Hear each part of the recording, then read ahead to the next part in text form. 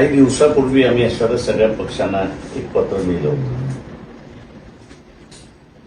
आणि त्याचा आशय असा होता की एसटी फाईलमध्ये पंतप्रधान नरेंद्र मोदी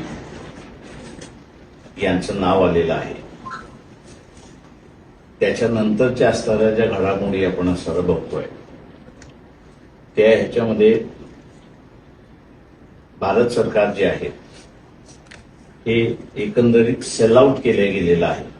म्हणजे नुसतं आर्थिक दृष्टिकोनातून सेल आउट केलेलं नाहीये, तर देशाची सार्वभौम सुद्धा विकल्या गेलेली अशी असणारी परिस्थिती आहे, गहाण ठेवलेली अशी असणारी परिस्थिती आहे. या पार्श्वभूमीवरती ते पत्र देण्यात आलं होतं आणि आजच्या असणाऱ्या या बैठकीला उपस्थिती जी आहे ती या ठिकाणी आपल्याला सांगण्यात आलेली आहे.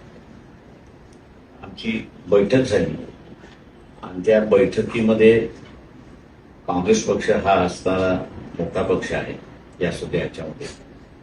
तेव्हा काँग्रेस पक्षाच्या नेतृत्वाखाली आपण असणारा कार्यक्रम केला पाहिजे आणि 23 तारखेला नागपूरला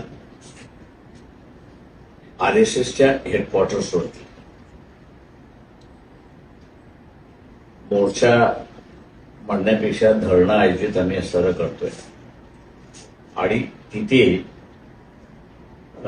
ज्या व्यक्तीचं नाव पंतप्रधान नरेंद्र मोदी यांचे जे नाव आहे ते एसटीच्या फाईलमध्ये आता असणारं जे आलेलं आहे ते फक्त त्यांनी असणारं डान्स केला, मुजरा केला एवढाच उल्लेख आहे. पण एवढ्याच मुद्द्यावरनं जे काही सरेंडर करण्यात आलेलं आहे, आर्थिक बाजारपेठ सरेंडर करण्यात आलेली आहे, राजकीय निर्णय घेण्याची शक्ती सुद्धा सरेंडर करण्यात आलेली आहे आणि ती आता आपल्याला सरळ सरळ दिसते की अमेरिकेने तुम्हाला 30 दिवसाचं पेट्रोलियम प्रोडक्ट्स विकत घेण्याची परमिशन त्या ठिकाणी देण्यात आली आहे. तेव्हा इथनं पॉलिटिकल सोव्हरॅनिटी जी आहे ही सुद्धा आता अमेरिकेकडे घाण ठेवण्यात आलेली अशी परिस्थिती आहे. तेव्हा अशा ह्या परिस्थितीच्या विरोधात आपण असा आवाज उठवला पाहिजे आणि मोदींचा तेवढाच उल्लेख आहे असं आम्हाला वाटत नाही.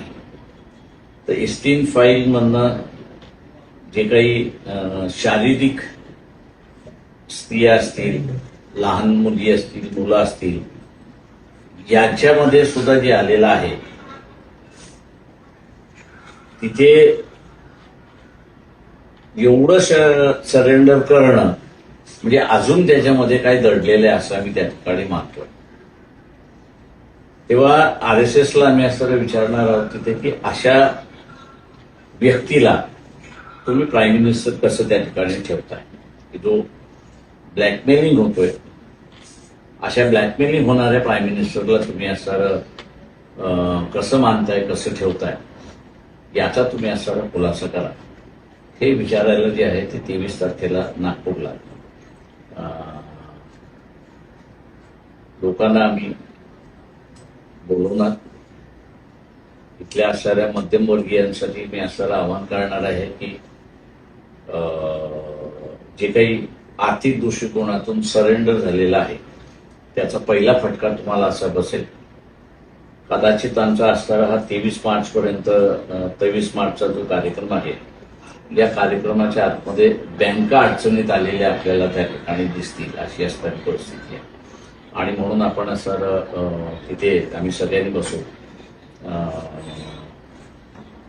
देशाला नुकसान ठरणारा प्राईम मिनिस्टर असू नये अशी भूमिका आम्ही त्या ठिकाणी घेतली.